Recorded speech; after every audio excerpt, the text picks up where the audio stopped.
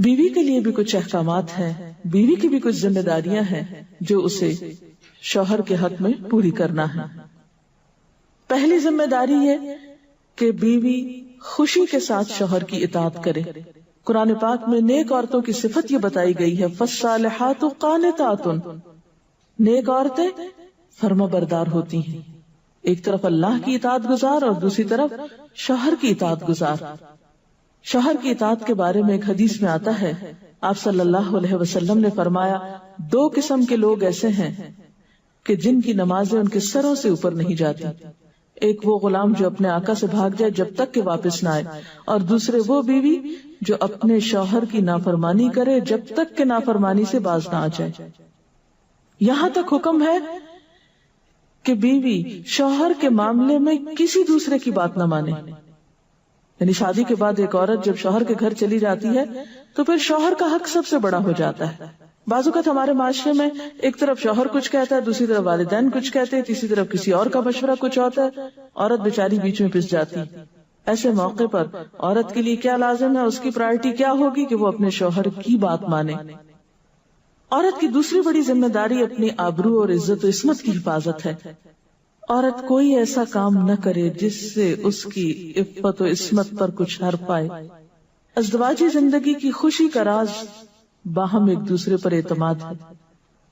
اگر کوئی بھی ایسا کام عورت کرتی ہے جس سے شوہر کے دل میں شک ہو جاتا ہے، اعتماد ختم ہو جاتا ہے، تو اس سے ازدواجی زندگی کی خوشیاں ختم ہو جاتی ہیں۔ یہ اعتماد بے حد ضروری ہے، اور اس کے لیے اپنی عزت عصمت کی خصوصی حفاظت۔ نبی صلی اللہ علیہ وسلم نے فرمایا، عورت جب 5 وقت کی نماز پڑھے، اپنی آبرو کی حفاظت کرے، اپنے شوہر کی فرما بردار رہے، تو وہ جنت کے جس دروازے سے چاہے داخل ہو جائے۔ اسی لیے شوہر کی اجازت اور مرضی کے بغیر گھر سے بھی نہیں نکلنا چاہیے۔ حضرت معاذ بن جبل کہتے ہیں کہ نبی صلی اللہ علیہ وسلم نے فرمایا، خدا پر ایمان رکھنے والی عورت کے لیے جائز نہیں کہ وہ اپنے شوہر کے گھر میں کسی ایسے کو آنے دے جس کا آنا شوہر کو پسند نہ ہو، اور ویسی صورت میں گھر سے نکلے جب اس کا نکلنا شوہر کو پسند نہ ہو۔ اطاعت کے علاوہ شوہر کو خوش رکھنا یہ بھی بے حد ضروری ہے۔ نبی صلی اللہ علیہ وسلم نے فرمایا، جس عورت نے اس حال میں انتقال کیا کہ اس کا شوہر اس سے خوش تھا تو وہ جنت میں داخل ہوگی۔ اور عموماً کسی کی خوشی کے لیے انسان اپنے جذبات کی قربانی دیتا ہے، بعض اوقات اپنی سوچ کی قربانی دیتا ہے، بعض اوقات اپنے کسی اور راحت و آرام کی قربانی دیتا ہے۔ تو ایک عورت جب اپنے شوہر کو خوش کرتی ہے تو جواباً اس کے لیے خوشی پلٹتی۔ اس لیے گھریلو زندگی کی خوشی کا انحصار اسی بات پر ہے کہ دونوں ایک دوسرے کے لیے قربانی کے جذبات رکھتے ہوں، ایک دوسرے کے لیے رحمت اور ایک دوسرے کے لیے مودت کا ذریعہ ہوں، جیسا کہ قرآن پاک میں شادی کا مقصد یہ بتایا گیا کہ دونوں کے درمیان باہم مودت اور رحمت کے جذبات ہوں، ایک دوسرے کے لیے سکون کا باعث ہوں، تاکہ انسانی زندگی بہترین طریقے پر رواں دواں رہے۔ اسی طرح شوہر سے محبت کا اظہار کرنا، اس کے ساتھ وفادار رہنا، اس کا احسان ماننا، یہ بھی بے حد ضروری ہے۔ حضرت اسماء کہتی ہیں کہ ایک بار نبی صلی اللہ علیہ وسلم میرے پاس سے گزرے، میں اپنی سہیلیوں کے ساتھ تھی، آپ نے ہمیں سلام کیا اور ارشاد فرمایا، تم پر جن کا احسان ہے ان کی ناشکری سے بچو۔ تم میں سے ایک اپنے ماں باپ کے گھر کافی دنوں تک بن بیاہی بیٹھی رہتی ہے، پھر اللہ تعالیٰ اس کو شوہر عطا کرتا ہے، اولاد دیتا ہے، اور ان سارے احسانات کے باوجود اگر کبھی کسی بات پہ شوہر سے ناراض ہوتی ہے تو کہہ اٹھتی ہے، میں نے تو کبھی تمہاری طرف سے کوئی بھلائی دیکھی ہی نہیں۔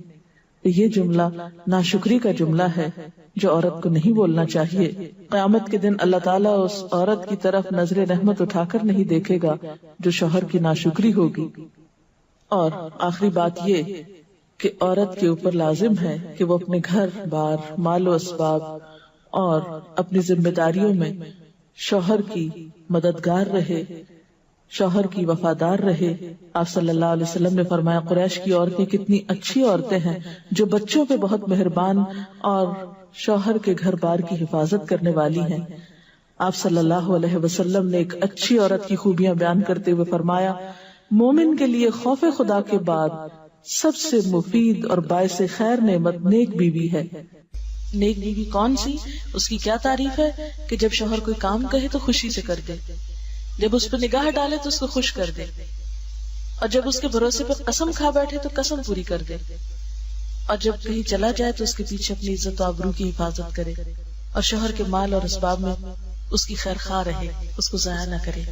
ایک اچھی بیوی کی خوبیاں آپ صلی اللہ علیہ وسلم نے بتائیں۔ اور پھر آخری چیز صفائی ستھرائی، سلیقہ، شوہر کے لیے زیب و زینت کا اہتمام، یہ چیزیں بھی ازدواجی زندگی میں خوبصورتی پیدا کرتی ہیں، اور اس کا بھی اہتمام جو ہے پھر ایک عبادت ہو جاتا ہے۔ لیکن ہمارا حال یہ ہے کہ جب ہمیں کہیں باہر جانا ہوتا ہے تو ہم بہت اہتمام کریں گے، لیکن شوہر کے لیے بطور خاص نیت کر کے اہتمام نہیں کریں۔ ہم یہ کہتے ہیں اس کو تو نظر ہی نہیں آتا، اس نے کبھی تعریف ہی نہیں کی، اس کو پتہ ہی نہیں میں نے کیا پہنا اور کیا نہیں پہنا، تو کس لیے پہنے؟ ایک شیطان ہمیں جواز فراہم کر دیتا نا۔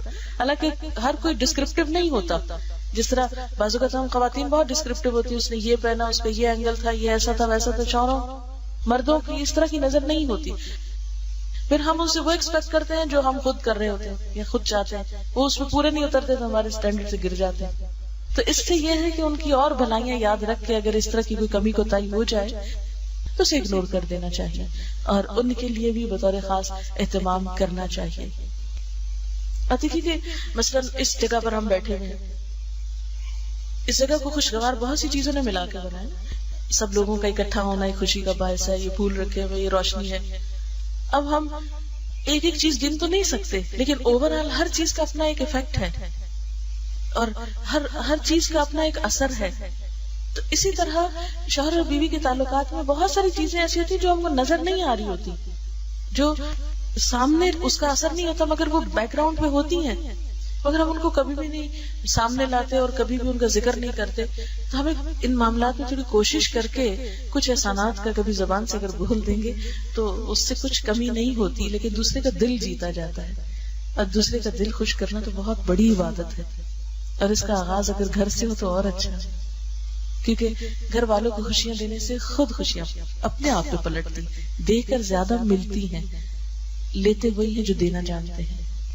تو اللہ تعالیٰ ہمیں عمل کی توفیق عطا فرمائے۔